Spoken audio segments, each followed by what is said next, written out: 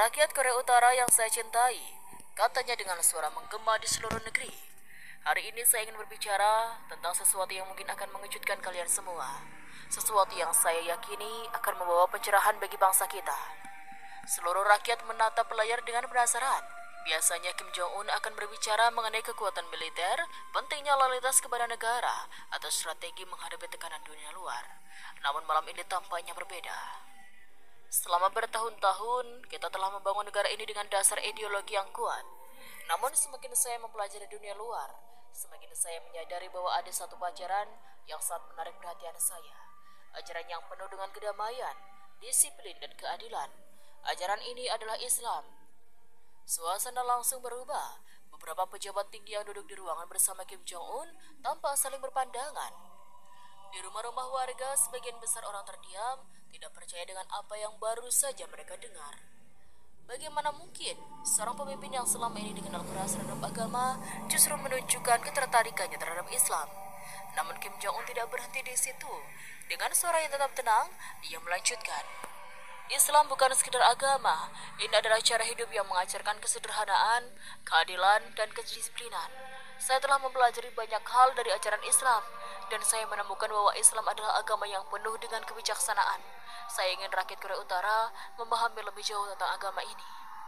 Banyak warga yang menyimak dengan hati-hati. Beberapa di antara mereka merasa bingung, sementara yang lain mulai merasakan ketidaknyamanan. Bagi mereka, pernyataan ini terdengar seperti sesuatu yang bertentangan dengan kebijakan pemerintah selama ini. Bagaimana mungkin seorang pemimpin yang selama ini menindas agama tiba-tiba mengagumi salah satunya? Di ruang pertemuan para pejabat tinggi, beberapa orang tampak berbisik-bisik, mencoba memahami arah pidato ini. Jenderal Kang, salah satu penasihat utama Kim Jong-un, merasa cemas. Ia tahu betul bahwa pernyataan seperti ini bisa menimbulkan gejolak di kalangan rakyat, terutama di antara komunitas Kristen yang selama ini hidup dalam ketakutan.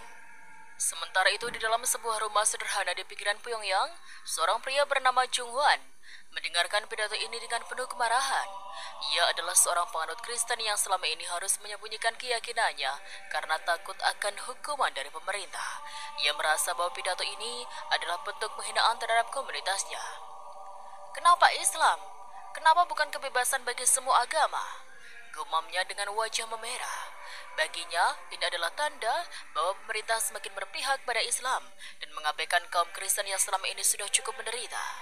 Di tempat lain di sebuah barak militer, seorang tentara muda bernama Pak Sun Ho mendengarkan pidato tersebut dengan penuh ketertarikan.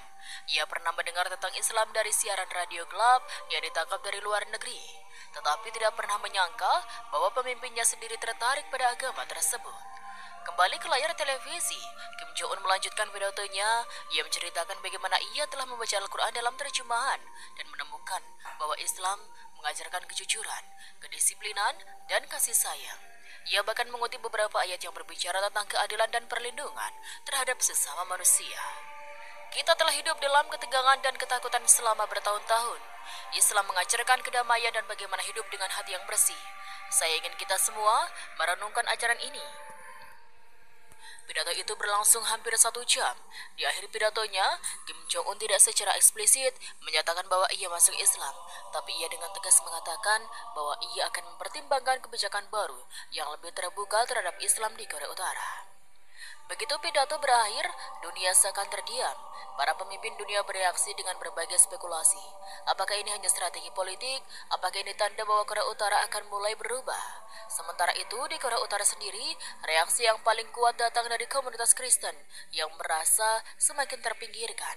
Mereka tidak bisa menerima kenyataan bahwa pemimpin mereka yang selama ini menekan semua agama justru memilih untuk lebih dekat dengan Islam. Di sisi lain, beberapa warga biasa mulai berpikir, apakah Islam benar-benar seperti yang dikatakan oleh pemimpin mereka? Apakah selama ini mereka salah memahami agama yang selama ini dianggap asing dan berbahaya? Jung Hwan yang masih terpukul oleh pidato itu mulai menyusun rencana. Ia tidak bisa tinggal diam. Baginya ini adalah bentuk pengkhianatan terbesar terhadap komunitas Kristen di Korea Utara. Ia harus melakukan sesuatu. Di luar sana, angin dingin berhembus di jalan Pyongyang yang lenggang. Malam itu menjadi awal dari sebuah pergerakan besar yang akan mengguncang negeri yang tertutup ini. Pidato Kim Jong-un menjadi pembicaraan di seluruh Korea Utara. Meski negara ini terkenal dengan keterbatasan akses informasi, kabar mengenai pidato tersebut menyebar dengan cepat di antara masyarakat, terutama di kalangan kaum Kristen yang selama ini hidup dalam bayang-bayang ketakutan dan penindasan. Salah satu dari mereka adalah Jung Hwan, seorang pria berusia 38 tahun yang sejak kecil sudah mengenal ajaran Kristen secara diam-diam dari keluarganya. Hidup di Korea Utara sebagai seorang Kristen adalah sebuah tantangan besar. Tidak ada gereja resmi, tidak ada kebebasan untuk beribadah, bahkan memiliki Alkitab bisa berujung pada hukuman berat. Namun Jung Hwan tetap setia pada imannya. Malam itu setelah mendengar pidato Kim Jong-un, Jung Hwan merasa dadanya bergemuruh. Ia merasa marah, kecewa, sekaligus takut. Bukan hanya karena Kim Jong-un menunjukkan ketertarikannya pada Islam, tetapi karena ia merasa bahwa kaum Kristen semakin diabaikan. Kenapa hanya Islam yang diperhatikan? Kenapa Kim Jong-un tiba-tiba begitu terpesona dengan agama itu? Kenapa kami yang selama ini sudah cukup menderita justru semakin dilupakan? Pikirnya dengan penuh amarah. Ia menatap beberapa lembar Alkitab kecil yang disembunyikan di dalam lantai kayu rumahnya. Sudah bertahun-tahun ia menyelundupkan Alkitab itu untuk komunitas Kristen di bawah tanah di Korea Utara. Ia tahu betapa sulitnya mempertahankan iman di negara yang melarang agama. Malam itu Jung Hwan mengadakan pertemuan rahasia di rumahnya bersama beberapa teman dekatnya, sesama umat Kristen yang juga merasa kecewa dengan pidato Kim Jong-un. Mereka berkumpul di sebuah ruangan kecil dengan cahaya lampu minyak yang redup. Apa kalian mendengar pidatonya? Ini sudah keterlaluan, ujar Jung Hwan dengan suara berbisik namun penuh amarah. Seorang pria tua bernama Pastor Choi yang selama ini dianggap sebagai pemimpin spiritual kelompok itu mengangguk dengan wajah muram. Aku sudah hidup lebih lama darimu, Jung Hwan, dan ini pertama kalinya aku melihat pemimpin negara kita berbicara tentang agama dengan cara seperti itu. Seorang wanita bernama Hana yang juga seorang penganut Kristen bawah tanah tampak cemas. Aku takut ini hanya awal dari sesuatu yang lebih besar. Jika pemimpin tertinggi kita mulai mendukung Islam, apa yang akan terjadi pada kita? Akankah kita semakin ditekan? Jung Hwan mengepalkan tangannya. Kita sudah cukup lama diam. Sudah bertahun-tahun kita hidup dalam ketakutan. Tidak boleh membawa Alkitab, tidak boleh beribadah secara terbuka, bahkan merayakan Natal saja kita harus bersembunyi seperti kriminal. Tapi sekarang Kim Jong-un malah berpihak pada Islam. Ini tidak bisa dibiarkan. Beberapa orang mulai mengaku setuju. Rasa ketidakpuasan mereka semakin membesar. Seorang pria muda bernama Min Sun yang sudah berusia 25 tahun telah kehilangan ayahnya karena ketahuan membawa Alkitab, berbicara dengan nada penuh amarah. Kita harus melakukan sesuatu. Kita tidak bisa terus-terusan ditekan seperti ini. Kalau kita diam, maka kita akan semakin diabaikan. Kim Jong-un harus tahu bahwa kita juga ada di negara ini. Kita juga punya hak, katanya dengan nada penuh emosi. Pastor Choi tambah khawatir. Ia tidak ingin terjadi kekerasan, tapi ia juga memahami perasaan mereka. Jangan gegabah anak-anak, kita harus berpikir dengan tenang. Kita tidak bisa langsung bertindak tanpa perhitungan. Jika kita berbuat langkah yang salah, kita bisa dihancurkan. Namun, Jung Hwan sudah mengambil keputusan. Baginya ini bukan lagi soal kebebasan beragama, tetapi soal harga diri. Aku tidak bisa tinggal diam, Pastor. Jika pemimpin kita bisa berbicara tentang Islam dengan begitu bebas, kenapa kita tidak bisa berbicara tentang iman kita sendiri? Aku akan mengumpulkan orang-orang kita. Kita harus menunjukkan kepada Kim Jong-un bahwa kita juga punya suara. Malam itu Jung Hwan mulai menyusun rencana. Ia menghubungi beberapa kenalannya yang tersebar di berbagai daerah di Korea Utara, menggunakan jaringan komunitas rahasia. Ia mulai mengorganisasi sebuah gerakan yang belum pernah terjadi sebelumnya di Korea Utara, demonstrasi besar-besaran dari kaum Kristen.